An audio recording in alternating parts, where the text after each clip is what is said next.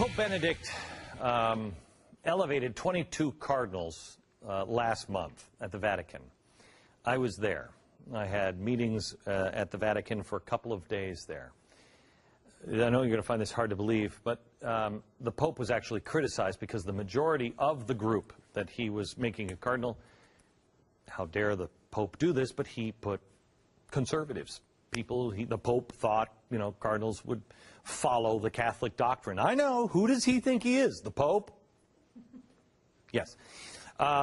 This Pope has shown us that he's extraordinarily conservative on social issues like living together, birth control, homosexuality, and each time he names a cardinal, he is handpicking the men who share his views, and he is charting the future of the Catholic Church. I brought my kids to Rome a couple of weeks ago, and I didn't go by myself because I wanted them to see this ceremony, because when we were flying over, I said, kids, you're about to witness history. What you're seeing is the packing of the court. You are seeing men being elevated to cardinal status that are conservative, because the Pope, I truly believe, knows what's happening in the world. I had a chance to meet with several of the cardinals that had been elevated from all over the world. And when I was gathered, I want to be careful what I say. I don't want to speak for anybody in the Vatican, but it was my impression that the most conservative Pope we had is doing this because he knows exactly what he's fighting against, and what he's fighting against is evil. I'm surprised, quite frankly, that the services in America are not in Latin yet, because this guy is so conservative. The last two rounds of his cardinal appointments have all been conservatives, and they're there to chart the path. It's no different than what George Soros is trying to do with American attorneys general, except the Pope's people are playing for the good side, and it's the same game, just different team. The Pope is going to turn 85 next month, and he is not exactly the picture of health. He's slowing down, and it is my impression that he understands that he has a limited time to get things done, and this matters. He's packing the court to make sure his successor is not going to throw the religion into disarray, or not going to throw it into a liberation sort of Catholicism. A few days before I left for my trip to the Vatican, I'm getting ready to go, and I read an article that I didn't share with you at the time because I didn't want to tip my hand at all, but it claimed that the Pope, Pope Benedict, might be the victim of an assassination. He was, they say, the mark on an assassination plot. Here's how the story goes, this according to the Vatican. One of his cardinals was the source of this claim. Late last year, when the cardinal was with other Catholic Church officials and Italian businessmen in China, he told them of a so-called death plot. Well, it was so vivid that many of the people in the room thought it was odd. Another cardinal caught wind of it and then secretly reported it to the Vatican Secretary of State.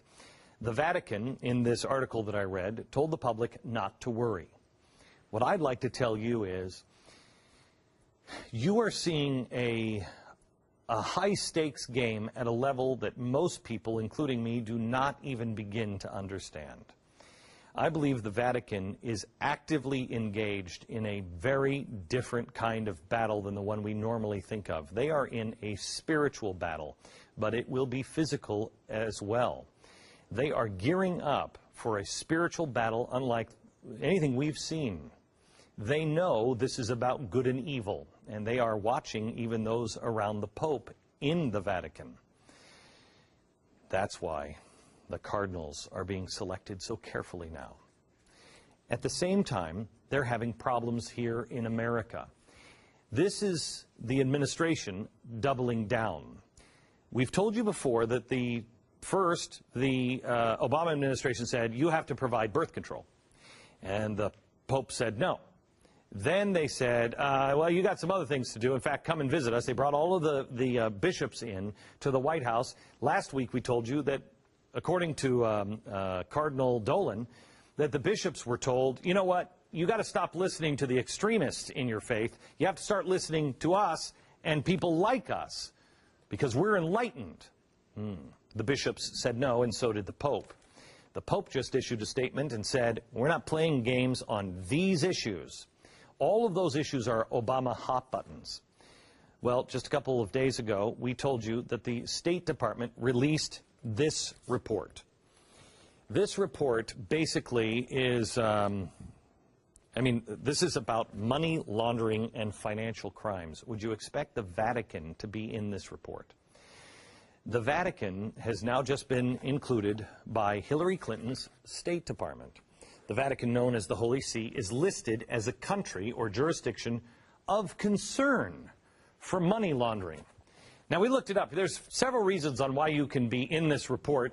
Engaging in transactions involving significant amounts of proceeds from serious crimes, in other words, drug money or things like that. The nature and extent of the money laundering situation, so in other words, it's something really big. It's, illegal hits or whatever it is, but it's huge. The ways in which the U.S. government regards the situation as having international ramifications. So if they're money laundering and it has international ramifications, the situation's impact on U.S. interests. I thought that one is interesting. Whether the jurisdiction has taken appropriate legislative actions to address concerns. So the first thing is, they're going to let them know that they're very concerned, that there's some funny business. As a result, the report says these jurisdictions of concern must undertake efforts to develop or enhance their anti-money laundering regimes. So what does that mean? That means the United States is just helping. They're helping, and they're going to add some additional regulation onto the Vatican, which means, if I'm reading this right, that the federal government can now say, we've got to look at all your books here. We got to see what's going on because you're transferring an awful lot of money outside of the country. So we need to talk to the fathers about Mass and everything else. This is nothing but a massive hit in the face of Catholics. I tell you this because the Catholics know what they're up against, at least the ones in the Vatican. I'm convinced of it. I met with them. I talked to them about this stuff. They know. So what does that mean to you? Catholics, you have to understand. Read Ephesians 6. You have to put on your spiritual armor. You are not battling man. You are not. You are battling evil. This is Obama's way of saying back off and play ball our way. We're not going to move off abortion, gay marriage, or the revamping of America's values. The world now is being reshaped by evil, way beyond Barack Obama and this administration. What the Vatican does, and what the world's leaders in churches all over America, is absolutely critical. They are going after the Vatican because it is a church of hierarchy. You attack the top, and then you can change the church, change the country, change the world.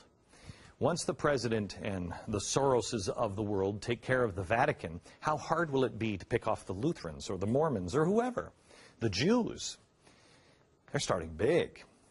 Your evangelical pastor and your evangelical church is a piece of cake. If you knock it off, because all you have to do is start to intimidate. Those churches stand alone. Those churches rely on the parishioners, the congregants to come and support. You cannot stand alone, and you cannot sit this one out. We are all Catholics now. Tie yourself to something. Strengthen your pastor, priest, rabbi. Strengthen those in the Catholic Church. Strengthen your priest. If your priest is not telling you these things, ask him why. If he doesn't have a good answer, ask the bishop. If he doesn't have a good answer, go to another parish until you find a priest that will. There is a split in our churches, and you will see it in the Catholics. You must not remain neutral. There are two ways to look at this story. The State Department says the Vatican is vulnerable. Hi, we're from the government, and we're here to help. Just like we helped GM and small businesses and the big banks. Don't do it, Catholics. The second way to look at it is the way I do. I don't think Hillary Clinton's State Department is there to help the Catholic Church. Call me crazy. Anybody who stands with the Catholic Church, it is imperative that you understand what is going on now. Please pray for these leaders all around the world.